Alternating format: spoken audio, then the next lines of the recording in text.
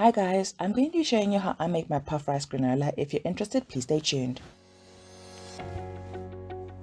We're going to need some breakfast seed mix, some puffed rice, desiccated coconut, ghee, ground cinnamon, salt, honey, and raw cocoa nibs. In a clean bowl, I'm going to add my puffed rice. I spilled some, but I will clean it up just now. And please note that the measurements as well as the ingredients will be in the description box below.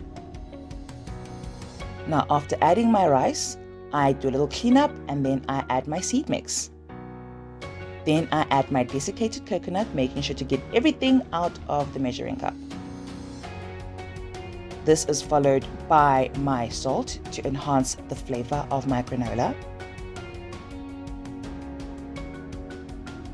And then one of my favorite spices, which is cinnamon. I love cinnamon. Love, love, love cinnamon.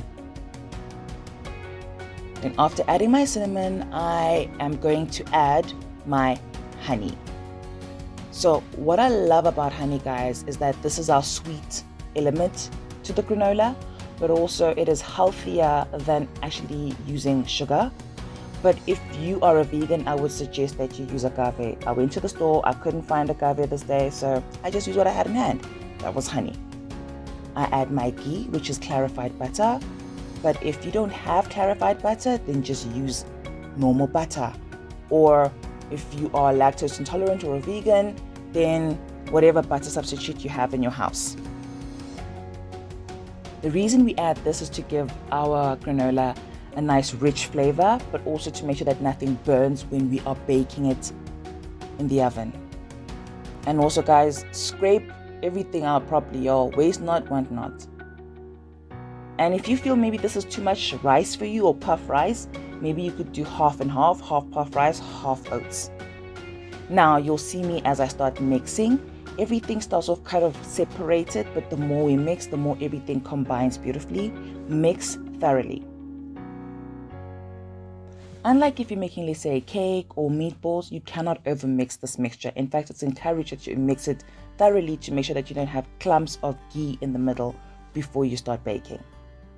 But if you don't want to mix this much, then I would suggest then you melt your ghee ahead of time and your honey, if it's crystallized that is, and then you just pour it in and it makes it much quicker. So mix thoroughly, as you can see that I'm doing that, making sure to get all the clumps of ghee out. And be gentle with your rice, you don't want to break it.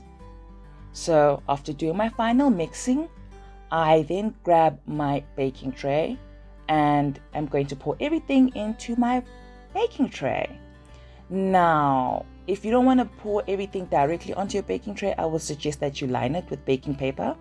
But I just put it directly on there. I'm a rebel. Then I'm going to flatten it and make sure that I actually have an even bake when I put it in the oven.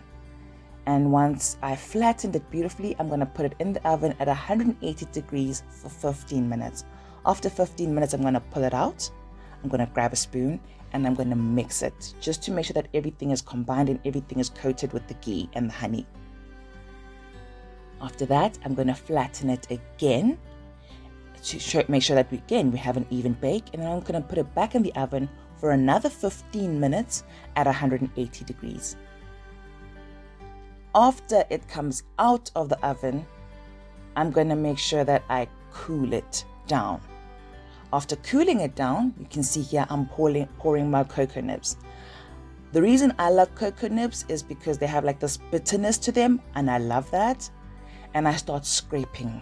I'm scraping everything off to make sure that I get all that yumminess that is stuck at the bottom. But like I said, if you want to negate this, put it on a baking tray. It's much easier to get it off. But I just love this. I just love how it caramelizes when I bake it directly on the baking tray. And you'll see me kind of swirling it around. That is to cool it as well, even further, but also to get the clumps out because I don't like a clumpy granola. At this point, guys, if you don't like raw cocoa nibs, you can add, let's say, your dried fruit, your dried cranberries, You can also add your nuts, whatever you like. It's your granola. The world is your oyster. Do whatever makes you happy, boo.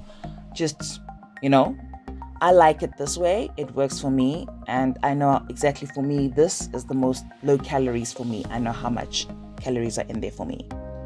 So after mixing everything and making sure that everything is scraped off and I've got all that yumminess off the bottom, I am going to make sure that everything is cooled down as well and there's no clumps. I am also making sure that I'm cooling it down, as you can see right now. I'm getting my jar now and I'm going to pour everything into my jar. So I was supposed to use a bigger spoon. I was just lazy at this point. So I was like, sometimes the laziness kicks in. So I figured, let me lift this and pour it in without making too much of a mess. Now, it was a great idea when I thought about it, but I forgot that this baking tray is actually very heavy and my jar kept moving. So I had to put it down, scrape a little bit more, and then coax the rest into my jar. As you can see, guys, I'm also getting the caramelized parts of the honey that are stuck at the bottom, which are absolutely divine. And at the back there, those dark bits that you see there, that's the baked seeds and cocoa nibs and coconut. It's just absolutely divine. After adding all of that into my jar, I do a little final cleanup. Then I do my final mixy mix. And then, hey, presto, we're done, guys. It really doesn't take that long. Like, it doesn't. So we close it with our airtight lid. And then there we are. So if you like this guy, please try it out. And don't forget to like, comment, and subscribe. See you.